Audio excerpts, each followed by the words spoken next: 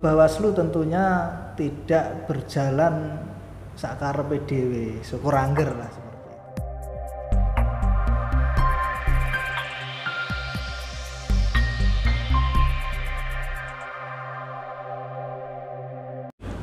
Assalamualaikum warahmatullahi wabarakatuh. Alhamdulillah, pada kesempatan kali ini Bawaslu Kabupaten Trenggalek hadir di tengah-tengah sahabat Bawaslu sekalian dengan informasi terkait kepemiluan. Kita hadirkan narasumber dari internal Bawaslu sendiri, yaitu Ketua Bawaslu Kabupaten Trenggalek. Selamat siang Pak Bapak Rohani. Selamat siang Mbak Erdi. Beliau adalah Koordinator Divisi Pengawasan dan Hubungan antar Bapak Rohani terkait dengan tema kita kali ini, yaitu daftar pemilih berkelanjutan. Sebenarnya apa itu ya Pak? Terkait apa maksud dari daftar pemilih berkelanjutan? Apakah memang itu berlanjut dari pemilihan sebelumnya atau memang kita mengacu data yang baru? Terima kasih Mbak Erdi atas kesempatan yang diberikan untuk dapat bersua dengan sahabat Bawaslu di podcast kita kali ini. Seperti yang disampaikan oleh Mbak Erdi tadi terkait daftar pemilih berkelanjutan, ini latar belakangnya begini Pak. Dalam pemilu ini ada 4 elemen pokok atau penting yang tidak bisa dilepaskan atau ini penting, yaitu yang pertama daftar pemilih sendiri, yang kedua peserta, yang ketiga penyelenggara, dan yang keempat regulasi. Nah, sesuai amanah Undang-Undang 7 tahun 2017 ini bahwasanya salah satu kewajiban KPU ini adalah melakukan pemutakhiran daftar pemilih secara berkelanjutan, yaitu daftar pemilih dari penyelenggaraan pemilu atau pemilihan terakhir itu dimutakhirkan setiap bulan oleh teman-teman KPU. Nah, di sisi yang lain sesuai amanah Undang-Undang 7 tahun 2017, Bawaslu ini juga punya kewajiban untuk melakukan pengawasan pemutakhiran daftar pemilih ini. Jadi begitu kronologisnya.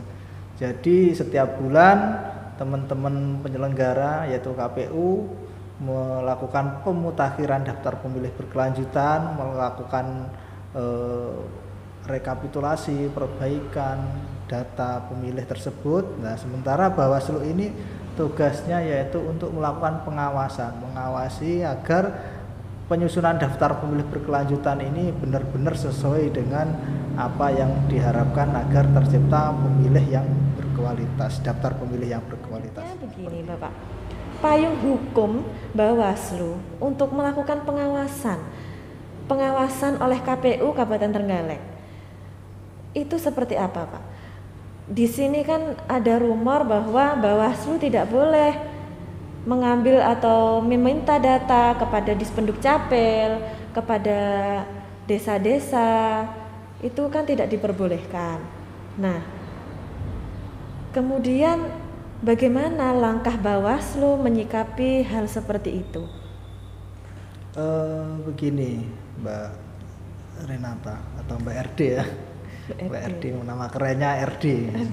Nah, terkait teknis kita dalam melakukan pengawasan ini, Bawaslu tentunya tidak berjalan sakarepe dhewe, syukur angger lah seperti itu. Tetapi harus berpatokan pada regulasi-regulasi yang telah ditetapkan, baik itu undang-undang maupun turunannya Perbawaslu dan lain sebagainya.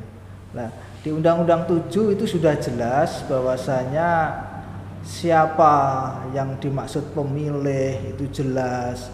Terus apa tugasnya KPU, tugasnya Bawaslu, kewajiban KPU, kewajiban Bawaslu itu juga sudah jelas, termasuk salah satu kewajibannya yaitu menyusun daftar pemilih berkelanjutan atau melakukan pemutakhiran daftar pemilih berkelanjutan. Nah, di sisi yang lain Pada saat ini kita tidak ada penyelenggaraan pemilihan atau pemilu di tahun 2021 ini. Nah, otomatis kita tidak punya penyelenggara ad hoc sampai tingkat desa. Nah, dalam pemutakhiran daftar pemilih ini tentunya ada kendala, termasuk kendala bagaimana kita melakukan pemutakhiran daftar pemilih, melakukan pengawasan daftar pemilih, padahal di tingkat paling bawah sumber daya kita tidak ada di tingkat desa, yang ada hanya di tingkat kabupaten. Sehingga sesuai dengan apa yang telah diinstruksikan oleh Ketua Bawaslu RI, kita dilakukan langkah-langkah inovatif, langkah-langkah yang terukur dan jelas, serta taat regulasi terkait bagaimana proses pengawasan daftar pemilih tersebut. Salah satunya adalah melakukan uji petik ke desa, ke kelurahan, sehingga nanti diperoleh data ini sesuai dengan yang diharapkan, yaitu akurat, terus mutakhir dan komprehensif.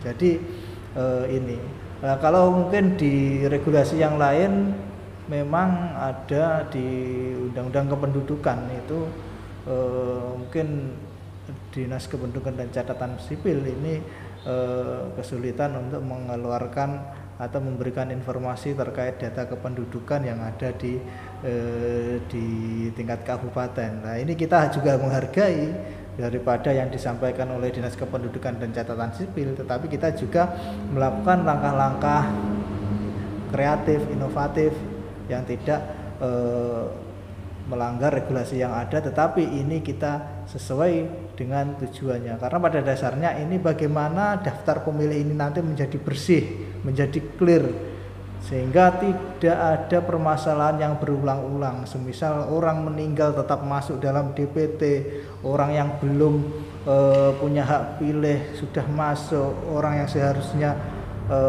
dikeluarkan tetap masuk. Lah ini kan permasalahan-permasalahan ini berulang-ulang, sehingga kita harus melakukan pemutakhiran per bulan, sehingga nanti ketika pelaksanaan ini sudah minimal sudah clear lah, atau 90% sudah ada titik terang daftar pemilih. Baik Bapak, dari hasil pengawasan yang sudah dilakukan oleh Bawaslu, kemudian bagaimana tindak lanjut dari KPU itu sendiri, Pak? Kita sebelum melaksanakan kegiatan rekapitulasi per bulan PDP, pemutakhiran daftar pemilih berkelanjutan ini, kita dengan teman-teman KPU itu sudah berkomitmen sejak awal bahwasanya kita saling sinergi dalam rangka penyusunan daftar pemilih berkelanjutan. Dari teman-teman KPU itu sumber daya manusianya juga terbatas, tidak sampai di tingkat desa atau TPS, sehingga mereka juga perlu masukan dari teman-teman Bawaslu. Nah, ini teman-teman Bawaslu, hasil daripada uji petik ini juga kita sampaikan kepada teman-teman KPU, dan alhamdulillah selama ini kita sinergi sehingga saran yang kita berikan ini juga ditindaklanjuti. Terhitung setiap bulan itu kira-kira kita terus memberi saran. Bulan Mei itu 15 daftar pemilih yang kita sarankan, bahkan bulan September ini Agustus, September ini sekitar 117 pemilih yang kita sarankan ke teman-teman KPU, baik itu yang meninggal maupun pemilih baru. Di Agustus itu malah kita saran 171 pemilih, karena ya pada waktu Agustus itu kan juga banyak warga Trenggalek yang meninggal karena COVID lah. Mungkin itu salah satu faktornya kenapa kok banyak gitu. Nah, kita ini di Bawaslu ini koordinasi dengan teman-teman di tingkat desa. Ini setiap bulan kelihatan kita tambahi cakupan desanya itu. Jadi kira-kira ini sudah hampir 20 desa yang tercover kita, walaupun tidak sepenuhnya, tapi kita sudah turun dengan seluruh kekuatan yang kita miliki, armada yang kita miliki dari komisioner sampai sekretariat, ini koordinasi dengan pemerintah desa untuk bagaimana melakukan pemutakhiran daftar pemilih ini. Problematika yang dihadapi oleh Bawaslu dan KPU, problematikanya itu yang untuk mengatasi hal seperti itu. Problematikanya gini, Pak. Ini kan kita ini sumber daya manusianya yang terbatas, tidak sampai di tingkat kecamatan maupun di tingkat desa. Begitu juga teman-teman KPU. Nah, ini salah satu problematikanya itu. Di sisi yang lain kan terkait pemutakhiran daftar pemilih berkelanjutan ini kan di luar tahapan pelaksanaan pemilu pilkada ya, sehingga penganggarannya tidak bisa untuk mengcover kegiatan tersebut, sehingga ini juga terbatas baik sumber daya maupun sumber dananya atau sumber anggarannya, sehingga kita melakukan inovasi-inovasi tersebut. Iya. Nah, termasuk ini ketika peralihan status dari sipil ke TNI atau Polri, atau TNI Polri yang sudah purna tugas menjadi sipil. Nah, ini kita juga koordinasi dengan Polres maupun dengan Kodim. Nah, kalau yang tadi saya sampaikan terkait koordinasi dengan pengadilan, ini terkait kalau pengadilan negeri ini terkait permohonan informasi apakah ada putusan pengadilan yang mencabut hak pilih seseorang, sehingga ketika dicabut hak pilihnya otomatis ini nanti kan dicoret seperti itu dari daftar pemilih. Atau di pengadilan negeri, pengadilan agama, kita minta informasi terkait warga Trenggalek yang mengajukan sidang untuk menikah di usia di bawah 17 tahun itu. Ya, nah, kan salah satu syarat untuk daftar menjadi pemilih itu kan usia 17 tahun ke atas, atau semisal belum 17 tahun ke atas itu sudah menikah atau pernah menikah. Nah, sudah menikah atau pernah menikah ini kan kalau kita sumbernya kan dari pengadilan agama, karena di sana nanti ada pengajuan seseorang izin atau rekomendasi nikah di bawah 17 tahun. Nah, kita minta informasi itu ke pengadilan agama seperti itu. Baik. Seperti itu, sahabat Bawaslu, sudah sangat jelas kita di sini disampaikan pengetahuan kita apa yang sedang dilakukan oleh Bawaslu dan KPU di tahapan saat ini.